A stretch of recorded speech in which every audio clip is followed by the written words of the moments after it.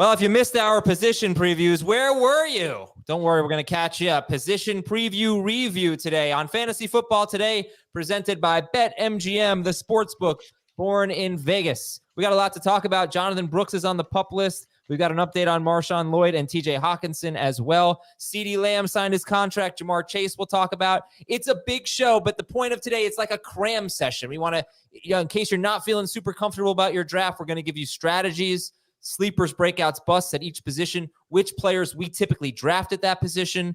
So I hope it'll be a very helpful day. Happy Tennis Day, Dave and Jamie.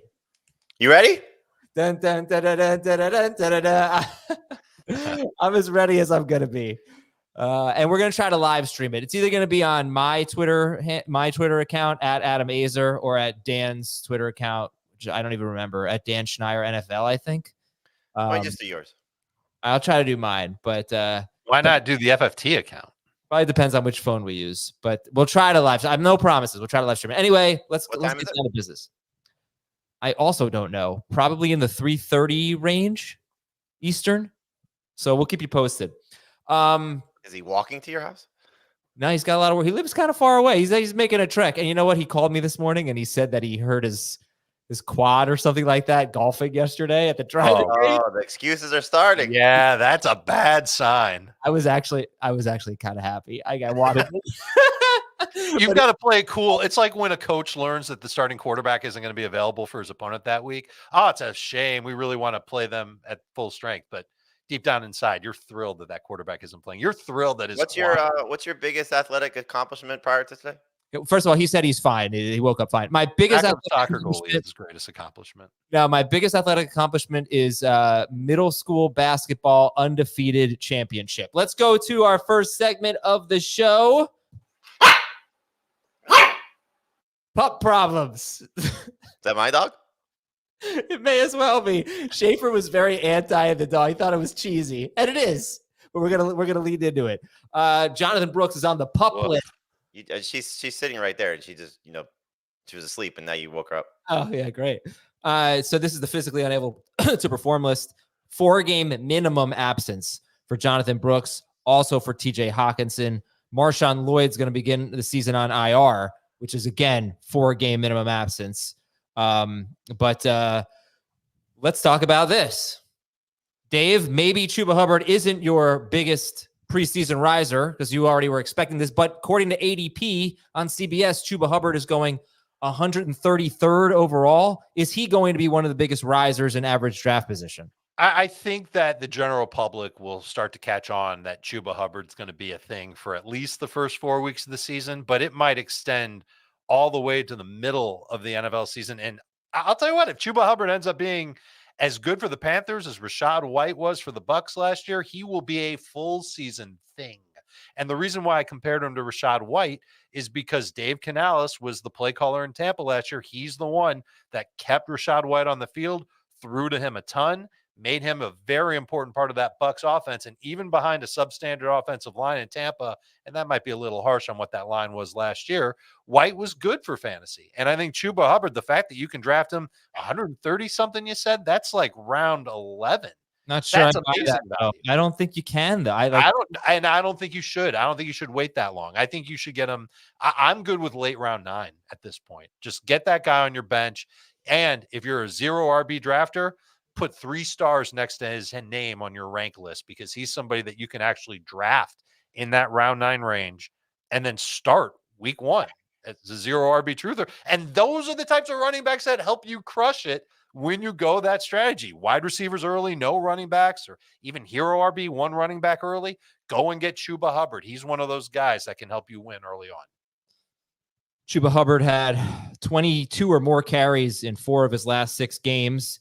He faces the Saints, Chargers, Raiders, and Bengals in his first 4 games. So, all right, Jamie, let's compare this to the Browns. If you're going to rank the 4 running backs on Carolina and Cleveland, the top 4, Chubb in whatever order, Chubb, Ford, Brooks, Hubbard.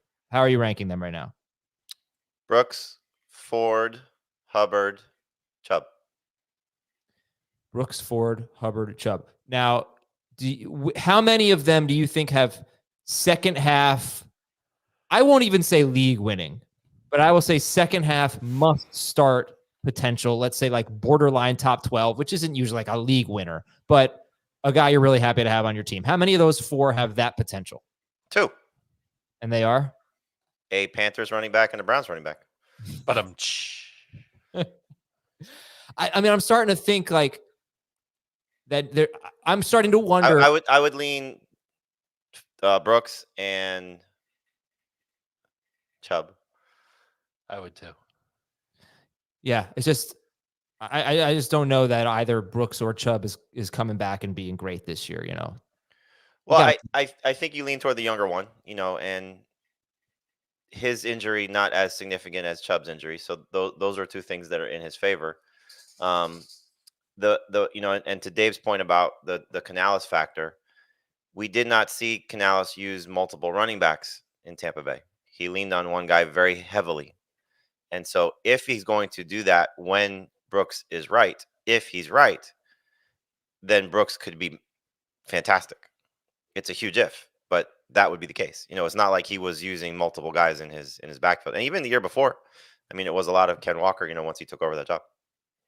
All right, guys, let's say, try to wrap up here since we spent a lot of time on Chubb yesterday. Let's say you have 2 running backs that you really like. You have Bijan Robinson and Joe Mixon. You took them in rounds 1 and 4.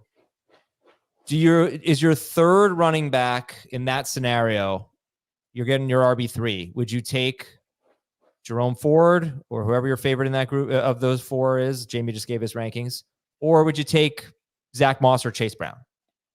I have Moss and Brown ahead of those guys, so I would take those guys first, but I don't think it's a bad idea to take all 4 of them, the 2 that you first drafted and then these next 2. So if you're going hero RB or zero RB, I would almost cross off Brooks and Chubb from your rankings unless like they're available way later than you expect. If you've got 2 running backs with your first 4 picks and you pick up a third running back, man, that opens the floodgates to take Brooks or Chubb. I wouldn't take both, but get one of those guys for the second half of the season. That's the only draft strategy where I look at Brooks and Chubb and say, okay, now I want them on my team. All right, I'm gonna use these running backs that I have to begin the season. Hopefully they last me all season long. Hopefully Bijan and Mixon, Adam, that was your example. Hopefully they're fine all year.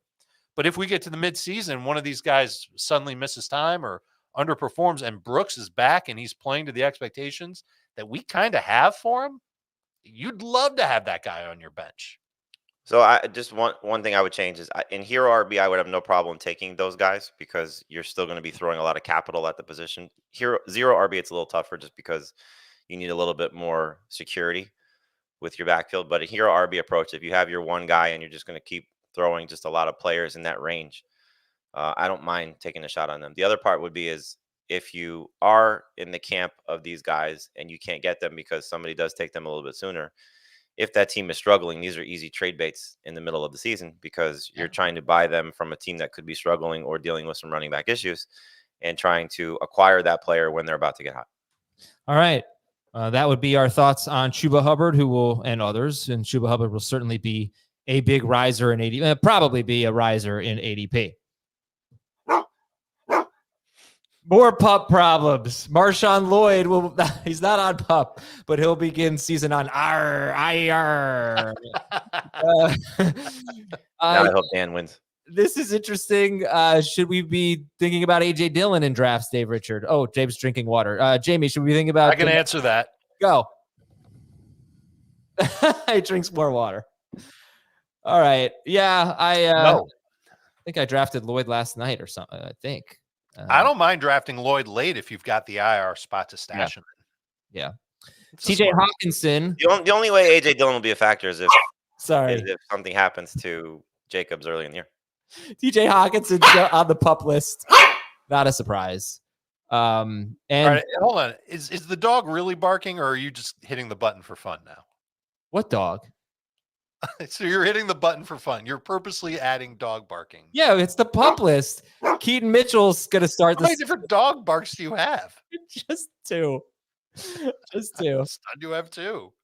Ravens running back Keaton Mitchell's going to start the season on the pup list. So in terms of Lloyd, Hockenson, and Keaton Mitchell, how many of them do you draft and stash? Hockenson for sure. Lloyd, maybe. Keaton Mitchell, probably not at all. Mitchell, I think, is a good if you're in your last round and you want to prepare to add somebody off waivers and you have an IR spot, not a bad pick. Or the flip side of that is if you already had your draft or he gets through undrafted, just pick him up and stash him if you have an IR spot. Like that, I did that in our magazine league. Buzz, your girlfriend. Right.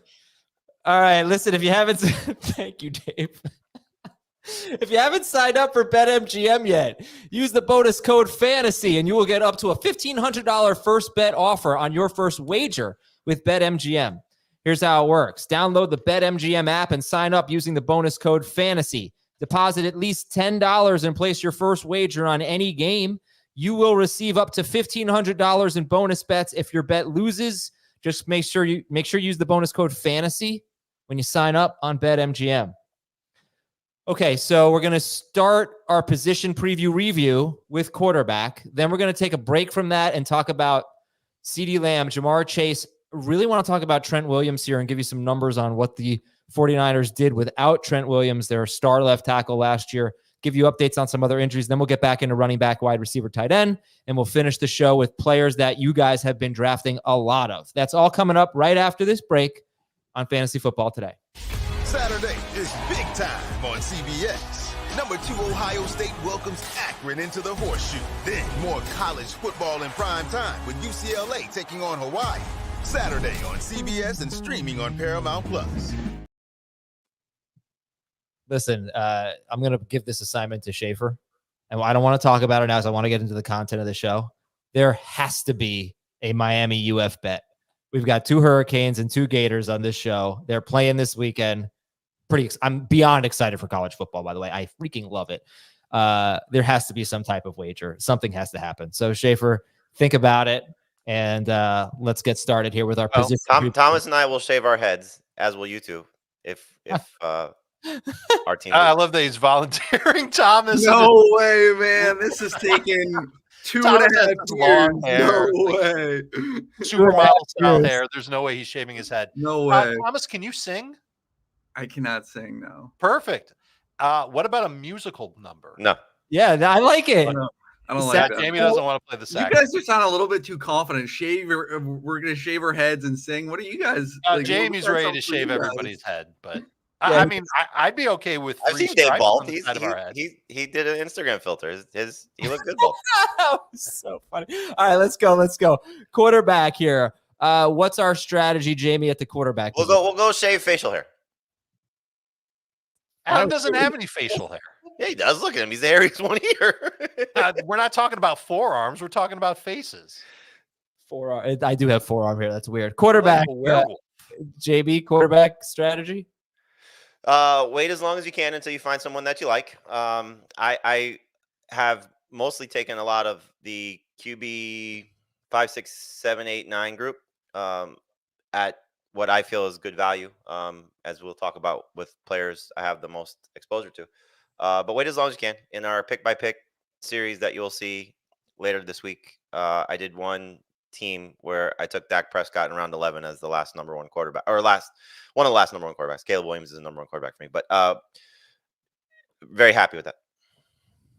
Okay, so Jamie's in that 5, 6, 7 you said range at quarterback a lot. I mean, I have a lot of Richardson, a lot of Murray. Some samplings of Stroud and Burrow, and a lot of Jaden Daniels too. Dave, how about you? Everybody who's been listening along all off season knows that I'm going to say that you feel like you're stealing a quarterback from the rest of your league, and it usually means waiting, like Jamie does. I'm probably waiting a little bit longer. I'm probably in the 7, 8, 9 category. Insert your own joke there. But I've been the first to take quarterback at times when Jalen Hurts falls to round 4. And that's happened in an occasional number of drafts. That's just our drafts, though. That's not going to happen. I've been in. Yeah, I mean, I was in another 14 analyst draft, and it happened there too. But yeah, most home leagues, you're going to see quarterbacks go early. I was in a home league on Friday where, I mean, I can't even begin to tell you what the quarterbacks were like flying off the board. I ended up getting Matthew Stafford as my quarterback. It was so bad, but I like waiting to the point where it feels like a bargain at quarterback. I think you bring up a good point. I'm looking at this, I try to use different ADP. on different shows. Looking at Fantasy Pros ADP, Josh Allen's going 25th. Patrick Mahomes is going 29th. Jalen Hurts is going 31st. So those are round 3 picks. Josh Allen at the 2-3 turn. It is tough for me if one of those 3 is available in round 4. It is tough for me to pass them up. I'm sure it's tough for all of us to pass them up at some point in round 4. But for most leagues, they're not going to make it to round 4. But, Dave, you talked about getting Matthew Stafford. I think we did our podcast league draft last night. It was a 14-team league. And, okay, there are 28 picks in the first 2 rounds, obviously. But just looking at the top 24, 15 of the top 24 picks were running backs in a podcast league draft, which is almost like an analyst draft, which I thought would be more wide receiver heavy, especially because it's PPR. You only start 2 receivers. But I think whatever the position is, you probably really should be paying attention to what's going on in your draft. So did I want to take Josh Jacobs in the second round? No, but running back was going so fast. I had the 5th overall pick, so that was toward the end of the second round. Running back was going so fast that I had to take him, and then I still was able to get Devontae Adams in the 3rd round because wide receiver was not being taken. So my point is, for quarterback, if your whole league is going nuts on quarterback, I actually do think you should get in on that. I don't know how you feel. Like, Dave, do you regret Matthew Stafford? Should you have adjusted to what was going on there and gotten in on that? So let me give a little bit more context. This was a 12-team league. I believe it's 4 point for passing touchdowns. 2 of the 12 managers took 2 quarterbacks with their first 4 picks. Wow. So I could bring up the league and show you, but I'm pretty sure like Josh Allen and Patrick Mahomes are on the same roster. Wow. And this is a strategy that these 2 teams used, and a lot of other drafters started to panic. And I chose not to. I decided to stick to my guns and waited it out. And I have Stafford and Levis as my quarterbacks to begin the season. And you might wrinkle your nose at that, and I'm wrinkling my nose at that. But the rest of my team is pretty good. Okay, we'll see how it works out. And then obviously the difference between a good week for Stafford and a good week for one of the higher up quarterbacks, not the top 4 guys, but like 5 all the way through 9, let's say, it could be 5 to 10 fantasy points, especially if it's a rushing quarterback versus a non-rushing quarterback. But I'm still comfortable with it because I didn't want to alter my strategy, and I don't want to reach for that position. And I don't even know if I was ever in a position during the draft where I was like, man, I should take the quarterback instead of some other player. And I'm telling you, the rest of my team is very good. Oh, yeah. Okay, so at quarterback, how far in the rankings do you go? 15th in our consensus rankings is Goff. 16th is Lawrence. What's the cutoff? Like, these guys, I'm fine with them as my starter, my week 1 starter. I mean, I think we'll probably say in that range. I'll say in that range, just because you don't want to, as I'm sure Dave's confident in Matthew Stafford, you don't want to be starting Matthew Stafford, so you'd like to have somebody a little bit more secure that, especially in a 4-point league, where he's not going to run it all. So that's about it. Goff, Purdy, Tua, Caleb. I mean, 12 through 15-ish, 16-ish. Okay. I don't know if this is the right time to talk about this, but have you guys considered putting Goff ahead of Purdy with the Ayuk uncertainty, with the Trent Williams uncertainty? And I was on the clock trying to decide between the 2 of them, and I think I regret not taking Goff. The schedule is it's just too many things in Goff's favor right now. Have you considered that? You think you'll make that change? Not yet, but that's coming. If Williams and Ayuk aren't, there's a report that Ayuk might not play week 1 at this point. So, and Williams wants his deal adjusted before he's going to step on the field. So yeah, when you start to nitpick these guys, I'm sure if you ask Keith his projections, they're probably, not that far off for where those guys are. And, just to circle back to Goff for a second, I shared the podcast league team with one of our very generous donators to St. Jude, and he wanted Amon-Ra St. Brown. We had Jefferson and Chase on the board, and he wanted him specifically for the schedule. And so it's something to take into account, if you're looking at the top end of it, not just the quarterbacks. All right. Give me one sleeper, one breakout, one bust. Dave, sleeper, breakout, bust. The sleeper for me is, I don't know. Who did I send you? Did I send you names or not? I don't think you did. You can think about it. We'll go to Jamie. Jamie sent That's fine. Go to Jamie because I know he sent. Oh, I got a name. Will Levis is somebody that I like to get late. Okay, breakout. Breakout. Is it weird to say Stroud because Stroud broke out last year? He did I not. think he could have an even bigger second season. Okay. I have him, for example, like Richardson's the name that everybody will say, but I think Stroud will have a bigger year than Richardson. And bust. Tua. Not really feeling Tua. Interesting. Okay. Jamie, sleeper breakout bust. I sent you Will Levis, Jaden Daniels as a breakout, and Jordan Love just based on his ADP as a bust What's his ADP? in the 60s. Oh, I love Jordan Love, but that's too soon. Jordan Love and Dak Prescott basically back to back in Fantasy Pros ADP. Who do you guys prefer? Love. And he's going ahead. He's going 7 spots ahead of Prescott in CBS ADP. All right. So Will Levis, a sleeper for both of them. CJ Stroud, a breakout for Dave. Jaden Daniels for Jamie. And Tua, a bust for Dave. And Jordan Love, too early for our liking. Let me give a shout out to Darian Mirage for making a very generous donation to St. Jude. Much appreciated, my man. I actually invited him to join me as a podcast league co-manager, but he had another draft last night, so he wasn't able to do it. By the way, our Big Burger Draft League, right? he is in our Big Burger Dynasty League. He's Thank you so given much. a lot of money to St. Jude over the last couple of years, and we Does that appreciate mean I have to make a stupid trade to make him feel better about his team? in the Big Burger League? Yeah. No, I don't think. I think he tanked last year, if I recall. So we'll see if that pays off. And here's some news and notes. By the way, if you want to know more about the podcast league, if we have time at the end of the show, we can talk about it. It's a 14-team PPR league, but Jamie's writing an article about it, and the results, the results should be on cbssports.com/fantasy pretty soon. News and notes. So Jamar Chase practiced, and CeeDee Lamb signed a 4-year, $136 million deal. So Dave, kumbaya, all is well? I think so. Okay, so we're going to do this on CBS Sports Network in a little bit, but guys, rank the top 5 wide receivers now. Dave, you can go first. I put Lamb right back at the top. That's where he was all offseason long. And now that he's got almost 2 weeks to get ready for the year and has a chance to get like 12 targets per game, that's insane. I can't ignore that. He's number 1. Tyreek is 2nd. I've got St. Brown 3rd over Justin Jefferson. And Jamar Chase is 5th. Chase starting to practice again with the Bengals. He's been with them all offseason and preseason anyway. And I would imagine that he'll go back to being his usual self. Okay, one more time. Lamb, Hill, Amon-Ra, Cheddar, and Jamar. Okay. And you, Jamie? Hill stays at 1, Lamb 2, Jefferson 3, Chase 4, St. Brown 5. Okay. Jahmyr Gibbs practiced.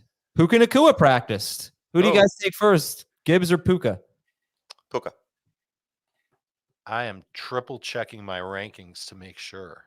But I believe, it's Puka 1 spot ahead of Gibbs. Okay. Top 15 players? Both. Puka, yes. Gibbs is, I think, 16. Trent Williams, left tackle for the Niners, arguably the best left tackle in football. He could hold out into the season. He has missed 2 to 3 games in all 4 seasons with San Francisco. One of those games was a Week 18 game. I think he was just sitting. So if we just look at last year, see, it's kind of hard to make this statement, but because Debo was hurt too, but they stunk last year without Trent Williams, also without Debo Samuel. They were on the road at Cleveland and at Minnesota. Brock Purdy scored 9.7 fantasy points and 14.8 fantasy points in 6-point per passing touchdown leagues. They scored 17 points both times. McCaffrey ran for 43 yards and 45 yards. He had good games both times. Well, one game he was okay. One game he was great, but he scored both times. But they struggled. Of course, Debo wasn't on the field, so I think the Cleveland game may have been a bad weather game. I don't remember, but small sample. Anyway, like, when are we going to start getting concerned, if at all, about McCaffrey, Purdy, Kittle, Debo? I know we're obviously concerned about Ayuk, but are we concerned about? It's a kind of a dumb question, right? If Ayuk's not there, we're not concerned about Debo and Kittle. So how about just McCaffrey and Purdy? Jamie, are we going to get concerned about them? Not enough to move him from the top spot. I think just, you're hopeful that the Williams deal will get done and he'll be there and everything will be fine. at least early in the season. Look, if they get off to a slow start, they're going to pay that guy whatever he wants. So they're not going to screw around with that. I think the other guys, you can make a case for Purdy because of the two players missing.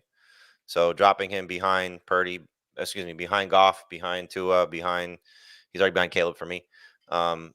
Makes a lot of sense, just given the fact that, it feels like as good as Purdy's been, and he's been, a star since coming into the league. It feels like he needs everything to be almost perfect for him to be an optimal fantasy quarterback. How much do you trust Kyle Shanahan? Quite a bit.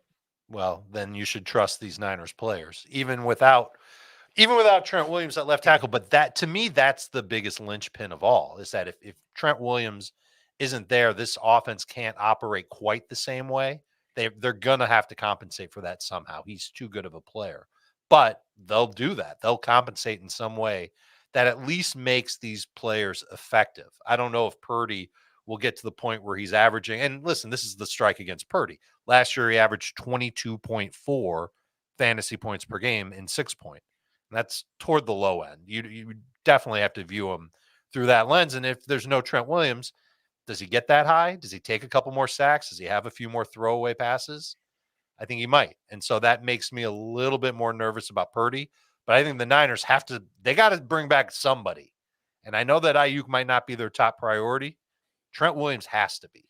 Yeah. So I would imagine that Williams will be back soon enough. All right. Dallas hosted Dalvin Cook for a visit. Who do you think is older, Dalvin Cook or Ezekiel Elliott? Zeke. I think Cook is older. It is Zeke by 19 days. They are both 29 years old. Okay. Green Bay acquired quarterback Malik Willis from the Titans for a 7th-round pick. The Broncos are going... So we're going to get a lot of cuts today. Tim Patrick is going to be among them, or he's going to get traded, wide receiver for the Broncos, and Samaje Perine as well. And I think we're hoping that Samaje Perine does not end up back in Cincinnati. I got bad news for you. What? He's going to end up back in Cincinnati. Oh, okay. A little preview of that. Do you think that's going to hurt Chase and Brown? They could use a man like that in Cincinnati. I think he will absolutely take both Chase and Brown off the field. That coaching staff knows him and they trust him in that passing downs role. That said, he's kind of old and maybe not good anymore. True, but right. I don't know. I think they want him back. Oh. I don't know if there's 30 other teams that are even remotely interested in Samaje Perine. Dallas might be. They're interested in Dalvin Cook. I'd rather have Samaje Perine. Patriots head coach Gerard Mayo said that Drake May has outplayed Jacoby Brissett, but that there's more to it than when naming a starting quarterback. Yeah, but if Brissett's hurt, they've got to go with May, and they should go with May anyway. And Seattle edge Uchenna Nwosu is out 2 to 6 weeks with a sprained MCL, arguably their best pass rusher for the Seahawks. So that's a tough break for them. Okay, back to the position preview review. Let's go to running back. And Dave, you can start. What's your running back strategy? I think my favorite strategy is hero RB. I definitely love the idea of getting one running back with my first 2 picks, and I'm open to 2 running backs with the first 2, but I think I really like it better when there's one.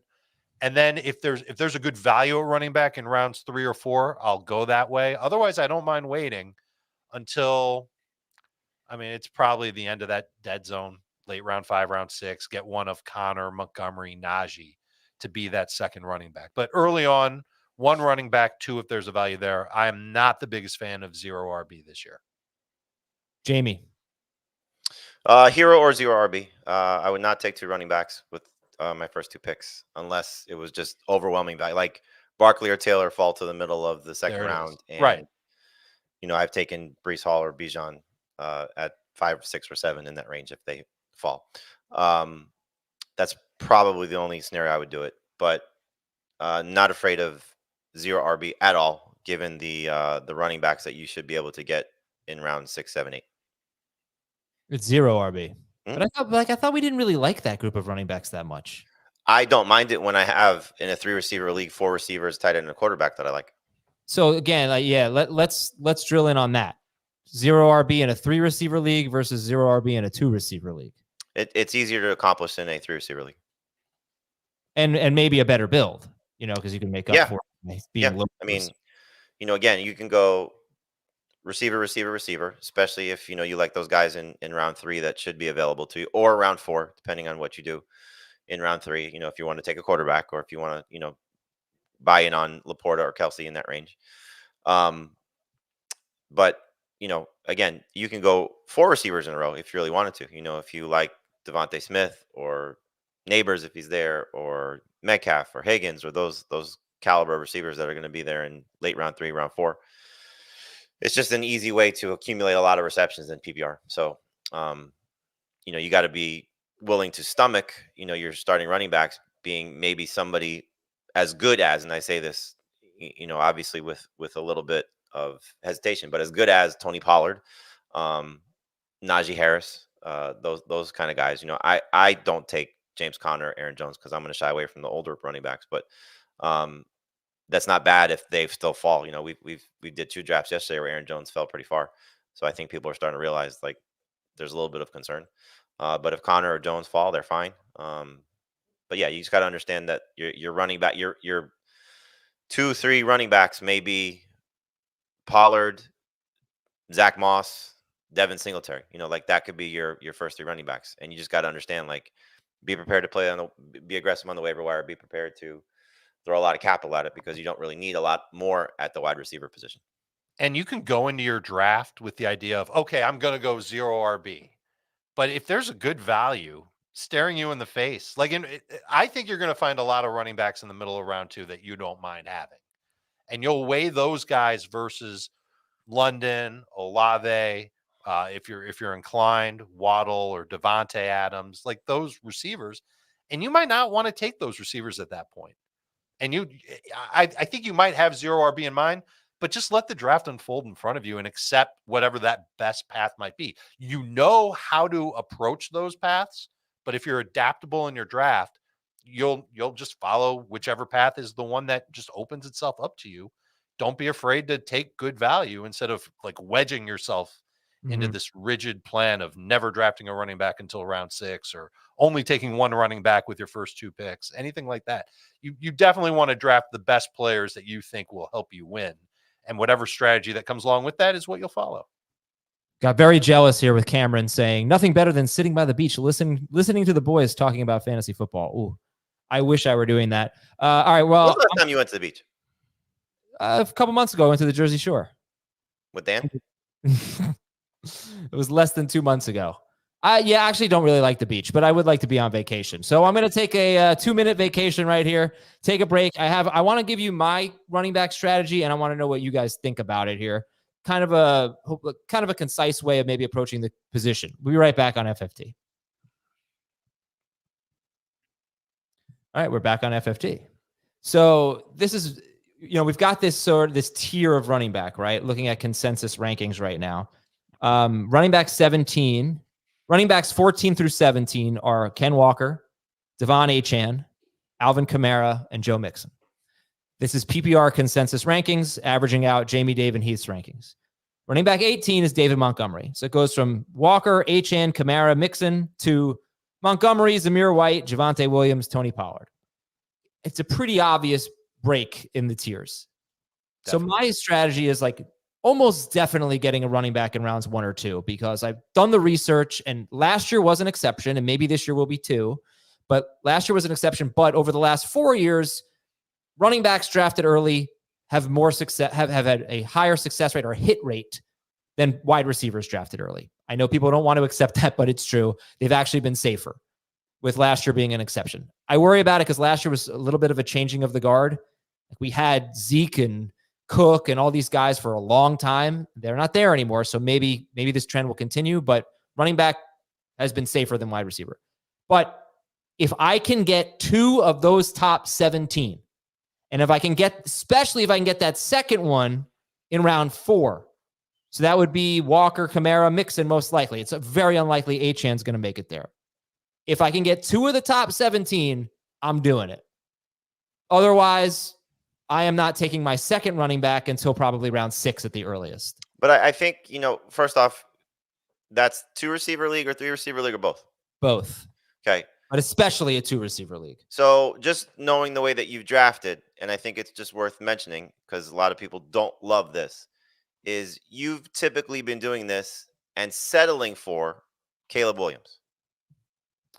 I don't consider it settling, but absolutely, yes. But the point would be is that you're waiting very long on a quarterback. Yeah, but I could still make that work with like Kyler Murray. But then you're sacrificing receiver a little bit because that's what you're chasing. Yeah, but I'm fine. Yes, I'm fine. I just want to make it clear, like you're and there's nothing wrong with it. Yeah. But you're pushing back one position. Like for me, I'm typically pushing back my second running back. So that's the difference. Is like, we're all sort of moving things around a little bit if you want to try and get your optimal draft strategy to work. And sometimes it all falls in place. Like Dave said, don't pin yourself to something because you may see something that just stands out to you and like, okay, I can't pass this up. And now you have to alter somewhere else. And it may not be waiting for Caleb Williams, but that's just kind of what I've noticed with your teams is because you do this and because the people drafting around you, it's a great point you made about the podcast, like people drafting around you are pushing receivers up. So what you're doing is you're trying to compensate a little bit at the receiver spot. You're sacrificing quarterback. So if I'm going to sacrifice a position, it's going to be quarterback. Right, which is fine. But it's more about like recognizing that top 17 being the desirable 17 and making sure people don't reach for running backs like 18, 19, 20 in late round 4 or round 5. I think that would be that's a great point because the way I draft is I will typically take one of those 17, let those other guys go. And then I'm throwing a lot of capital at, I don't know the number, but the Bengals guys, Spears, Warren, then Chandler, Hubbard, Ford, Dowdle. Like these are the guys I end up drafting the most of, McLaughlin. Because that's the group I think someone will emerge and become a top 20-ish caliber running back. Maybe not the entire season, but the pockets that I'll need them. So I'm putting a lot of faith in the one guy, which is what Hero RB is. I'm putting a lot of faith in the one guy. And then I'm hoping that other guy or waiver wire option will become something that I can feel confident in, knowing that the build that I put together is going to be wide receiver, quarterback, tight end friendly. Honestly, you know what? However you guys want to do it is great. But you agree at least on that marker of that 17th running back. Big difference between 17 and 18. You have to feel comfortable knowing that they're older running backs, they're timeshare running backs.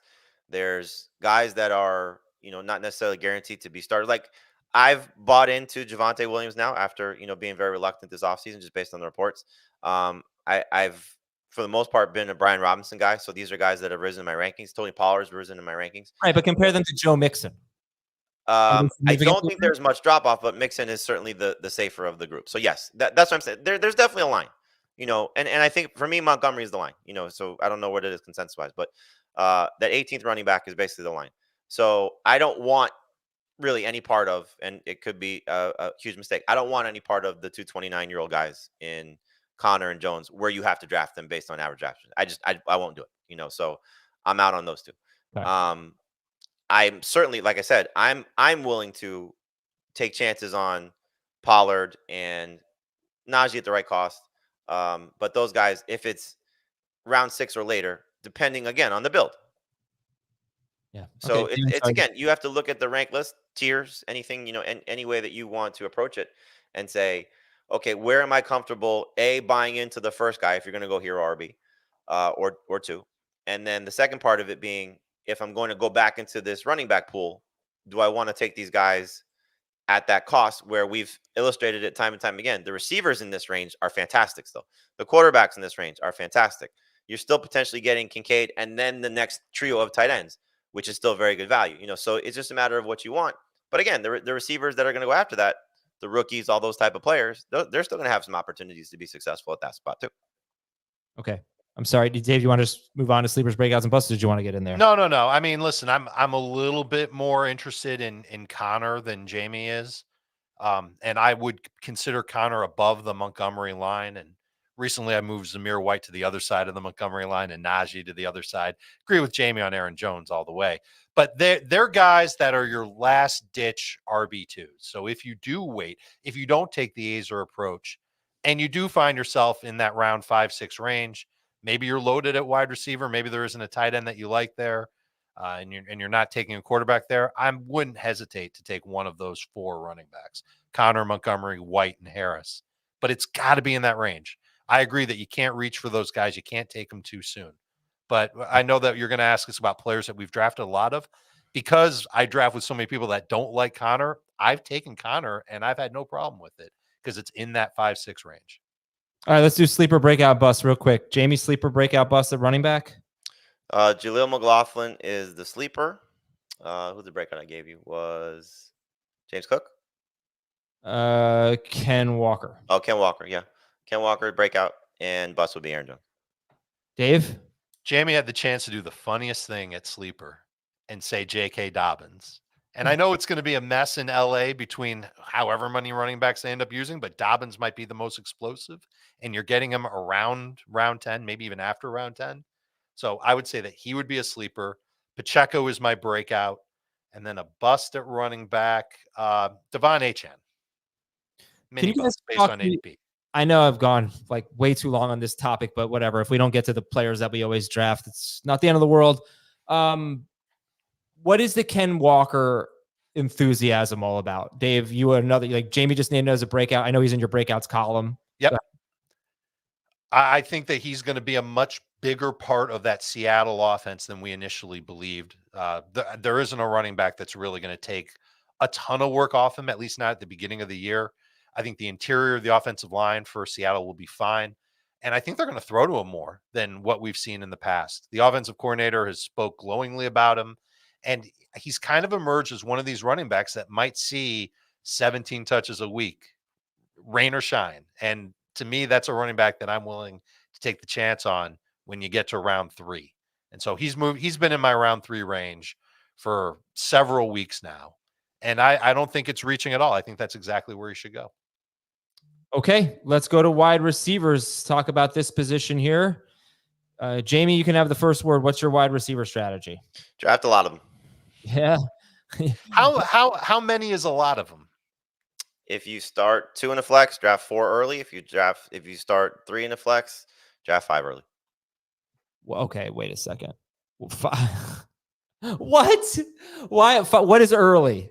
Five receivers and a 3 receiver. Like, 5 in your first 7 rounds, 6 in your first. What? Yeah. You know you have to play other positions, right? It's not just receivers. Oh my goodness. All right, but why are you sacrificing a starting spot for a bench receiver? Depends who it is. I mean, I told you in actually I didn't do it, my son did, but his draft, we start 2 receivers in a flex, and he drafted Jefferson, Harrison, London, and then Rashee Rice was there in round 5 before we picked the second running back. How many teams in the league? 12.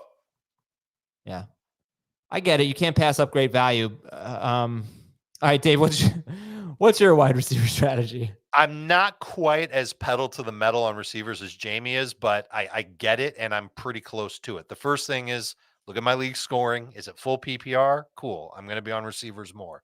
If it's half PPR or non-PPR, my foot will be off the gas on wide receivers. If I start 3 receivers in a flex, I'm going to want to get 4 good receivers. I'm going to want to cover those starting lineup spots with wideouts that have the target volume, that have the potential to be, anywhere from 13 PPR points per game up.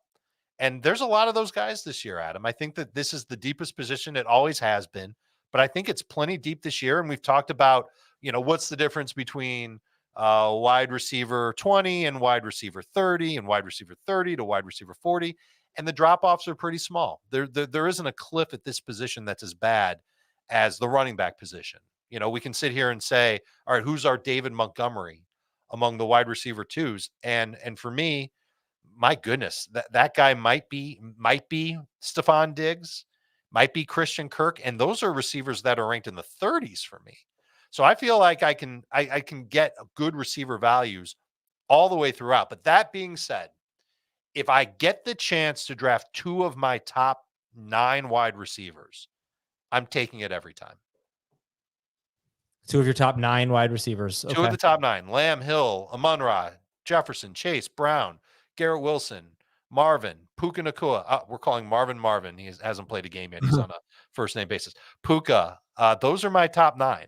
And if I can get 2 of those 9, I dig it. I don't mind that at all. Yeah, one of the issues I have with drafting wide receivers, like a lot of them early, is I don't want to be out of the late round wide receivers. But why do you have to be?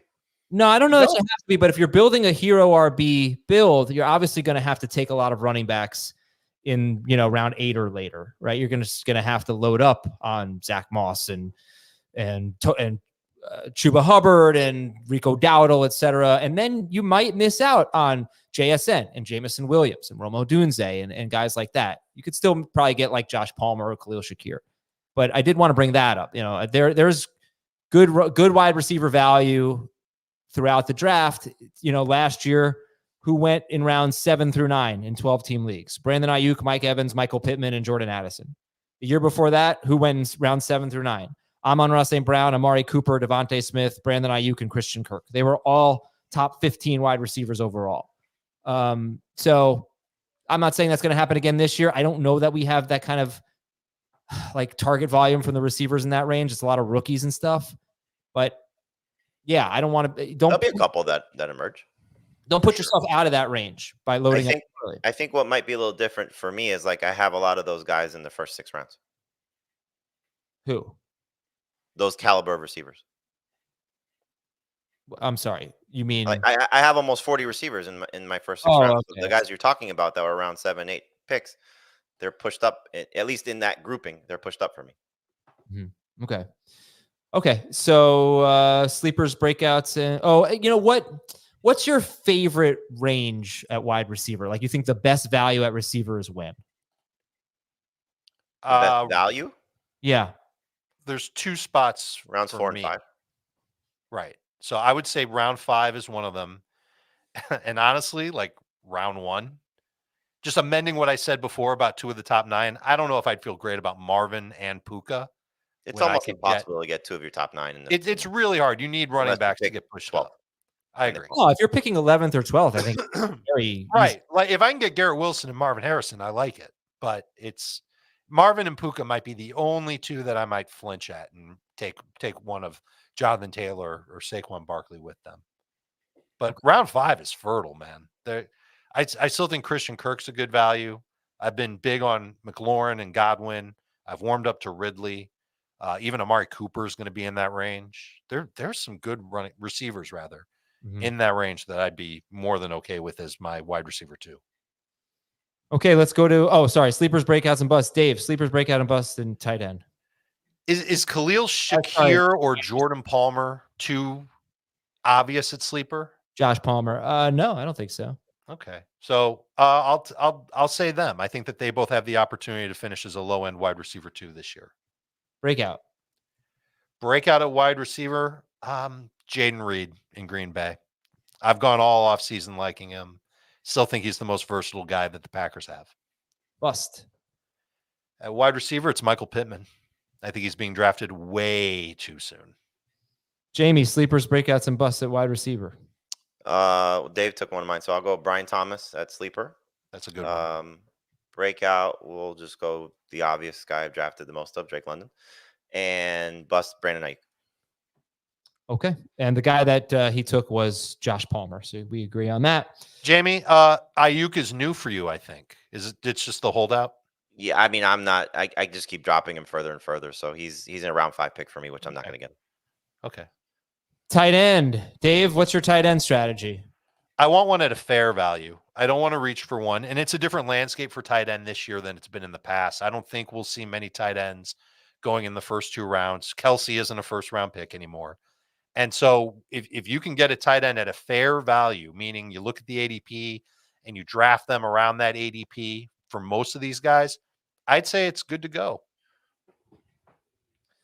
Okay, Jamie, your tight end strategy? I didn't realize that I have as much of the high-end tight ends as I do, but I went through the 15 leagues that I've drafted so far last night that are being played out. So none of the mock drafts that we've done, just the 15 leagues that I'm in so far that are playing out. And I have 11 of 11 of those leagues have 5 have Kincaid, 3 have McBride, 3 have Laporta. So I didn't realize like how much of the early round tight ends I've been actually drafting. I know I had a lot of Kincaid, so that was obvious to me. But and I guess right after that, I know I have at least two leagues with Evan Ingram. So those are the that's where I'm basically living, is those 8 tight ends. I haven't really gone farther than that. Last night in our podcast league, 14-team league, we took Kincaid, and it was this was me fighting myself with somebody else pulling the reins of Amari Cooper was just sitting there and sitting there and sitting there. And I'm not the biggest Cooper fan, but it was like I couldn't pass up Kincaid, just knowing that if he hits in a 14-team league, he could be special. So it's a matter of just how comfortable do you feel with, you see what 10 through 12 is. I think Ferguson belongs. I think there is a top 9, but you see what 10 through 12 is, and we just lost Hockenson for 4 games, and Freiermuth is not looking great right now, and so it's a little ugly to wait on those guys. Like, there's going to be guys that emerge. I think Juwan Johnson's got a chance. I think one of the Commanders' tight ends have a chance. I'd lean towards Sinnott just because I think there's more upside. Conklin is a guy that could be a PPR option. Hunter Henry could score some touchdowns. There's going to be some guys. Dulcich, Jonnu Smith.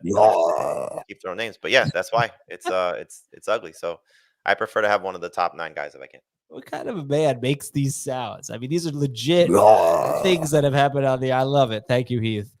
Nobody liked your Dalton Kincaid pick more than I did yesterday, because I got T. Higgins 1 pick later. Yeah. I'm sorry. Maybe it was Higgins and Kincaid we were struggling. It was Higgins. Not Cooper. Yeah, man. So get a top 8 or top 9 guy. Try your best. I think so, but it comes down to cost too. We were talking about this yesterday, Adam, about Kelsey, right? Like you said, you're out on Kelsey. I think it was F15 Express. He's just become. He's being drafted in a spot where it feels like it's a reach, and target crunch and snap count crunch. For him, that the 10 touchdowns that I know you've been counting on, even if they're there, is he still going to be, close to 15 PPR points per game? Because I think that's what it is. He's being drafted as number 1 guy. You got to expect that number. I think all of these guys, really in the top 4 for sure, but I'll throw Kincaid in there, are going to be in that 14 point per game range, because they all were last year. Those top 4 guys all were last year. Andrews was there before he got hurt. McBride was there once he became the guy for the Cardinals, and obviously Laporta was too. So it's just a matter of how confident you are in Kelsey being 10 spots better than Laporta. That's what he is based on ADP right now. It's crazy. Right. So I almost think it's worth it for us to go through the ADP of like at least the top 5 tight ends. And I think Kelsey has the worst ADP as far as value goes. I'm writing the story today for the 5th review of our ADP. And last week he was his ADP was, I believe, 20 point something. And Laporta was like 31. It was. Oh, they're way down. Because he's now 20. Oh, you use a different number. Okay. Well, he's 23rd. He has Kelsey has the 23rd. You're looking at the overall ADP. His average draft position is 25th, but that ranks 23rd. He's 25th. Laporta's 36th. So it's still the same, 10 apart. And I'd rather have Laporta at that value than Kelsey. I don't think that's a shocking statement. Yeah, my thought was like, you want to talk about those top 4 tight ends. I think they could probably finish in any order. So I don't want to be the one to get them first. Take that wide receiver in round 3, take a tight end in round 4 if you want. Sure. Or keep going. But I pretty much never, I don't think I've, maybe one draft, our magazine draft like 2 months ago, whatever it was. I have Freiermuth. Where's my, and that's maybe the only draft that I leave without a top 9 tight end. It's a huge priority for me. I hope I'm right about this. And then I think about Njoku. He's probably a little underrated, little underappreciated. Yeah. Probably get you by. Right. So I just want to lay out what my plan is when I whiff on those first 9 tight ends, which has happened to me. It's not by choice. And 9 is Ferguson, right? 9 is Ferguson, and I don't mind him being 9th. In fact, in a way, I like his value better than Kyle Pitts, and Pitts is going ahead of him by like 12 picks. When I whiff on those first 9, Njoku is going to be toward the top of my list. Bowers is going to be toward the top of my list. You can cue the noise all you want, Adam, but Zach Ertz, at least, is a guy who can get me started to begin the season. He'll be on my list, and I'll pair those guys with a Hockenson. just with the idea that when Hockenson comes back, maybe he can be 80% of himself. He'll sit on my bench or in an IR spot for the first 4 weeks, and hopefully Sam Darnold will just lean on him and pelt him with 4 targets when he comes back. Is that the noise that you wanted? Right. But I'm kind of resigned to streaming the position at that point. But beginning the year, from Njoku is who I'm beginning the year with, and I'm quote unquote streaming. I love that. Bowers, less so. Ertz, less so. Hockenson, you can't stream with, but you're hoping that he gives your tight end spot a boost when he's back. Looks like we're gonna have to save players that we keep drafting for another show, because I did. Oh, give me sleepers, breakouts, and busts. Sorry, at tight end. Jamie, go ahead. Juwan Johnson, sleeper. Breakout is Kincaid, and bust is Kelsey. I'll go with Ertz as my sleeper, just as an early season guy who might be able to get you 10 per week. I don't feel like he's a touchdown or bust fantasy tight end. I think he could be, at least at the beginning of the season, as long as he's healthy, the guy that gets you like 4 or 5 catches a game. Kincaid is the breakout. I don't even know if there's a second breakout that's worthy of being mentioned. Kyle Pitts is the bust. I was going to say, maybe Kyle Pitts is the second breakout worthy of being mentioned. I guess for me, yeah, I'm excited about Pitts. And McBride, I mean, McBride. Sure, he could qualify. Yeah, you know. I mean, his ADP is good too. McBride's ADP, he's 52nd off the board, ADP of 55.6. No problem with that value. You guys want to give any tips on kickers and DSTs? When to take them? With your last 2 or 3 picks max? Any sleeper? One of our listeners emailed and said, "You have any sleeper DSTs?" Definitely. Seattle is at the top Seattle's of my the list, easiest even one. with Nwoko being out. No, that wasn't me, by the way. That was an actual dog. That was, yeah. Chargers start the year against the Raiders. They have a pretty good defense. I think they'll be coached better this year. Texans have an awesome defense, man. If they're healthy, if Will Anderson's good to go, that's a defense that I think could carry you all season long. I mentioned Seattle. Maybe Chicago going up against Tennessee in week 1 if you miss on those first 3 DSTs that I said. I got to go. Bye. All right. So the Jets, I took the Jets last You know what that means? No, that means The dog just did something in the house, and Jamie's got to go clean it up. No, he's going to be barking the whole time. The Jets, I love getting. You know, they've got the Niners in week 1, which stinks. Right. But look at the Jets' schedule after that: at Awesome. Tennessee, New England, Denver, at Minnesota, Buffalo, at Pittsburgh, at New England. I mean, it is phenomenal. They also have pretty good returners. I think if they have a chance to run a few kicks back, it's hard to project. I am not going to say anything about returners and kicks because I don't think we know anything about what these teams are going to do. But I do know that Seattle's got a great. I believe Seattle starts with Denver and New England. Oh, that's nice too. But I do know that the Jets have like good. They have, if they want to use Corley back there, but Gibson is really good. So we'll see. All right, that's it for the show. So tell me the truth. Are you going to whip Dan in tennis or what? No, there's no way that's going to happen. I do think humble. I do think I have a chance. But I will probably, this is the funny thing. I will probably know within 5 warm-up hits. Like as I see the ball come off his racket, I will probably know how good he is and what kind of a chance I have. So I'm truthfully very nervous. Like I have butterflies in my stomach. Very nervous for this. Wow. Yeah. All right, man. You got to build up some confidence between now and then. That's exactly what I was going to say. Azer, you can't go into this thinking that you're going to lose or that he's better than you. Yeah, you're going to get crushed otherwise. No, I won't be. I think if I go in there with a false sense of confidence, that would be bad too. No, when I get out there, I'm very competitive. I'll be very focused, and I will, I will play to win. No question. I mean, I could tell you like the mental steps that I went through before I was in my pizza eating competitions. Oh, yeah, please. And maybe Or your Wheel of Fortune competition. Oh, so I was, that'll take longer, but like Bill Walsh was involved in that. It's crazy, but I was very focused. And I won every puzzle except one. Yeah. Or Wow. 2 if you count the bonus round. All right. Well, for those of you who've been watching or listening for a while, I'm going to be a flamingo out there today, and I'm going to take down Dan Schneier. Thank you all for watching and listening. I hope you enjoyed the cram session, and we will see you tomorrow on Fantasy Football Today.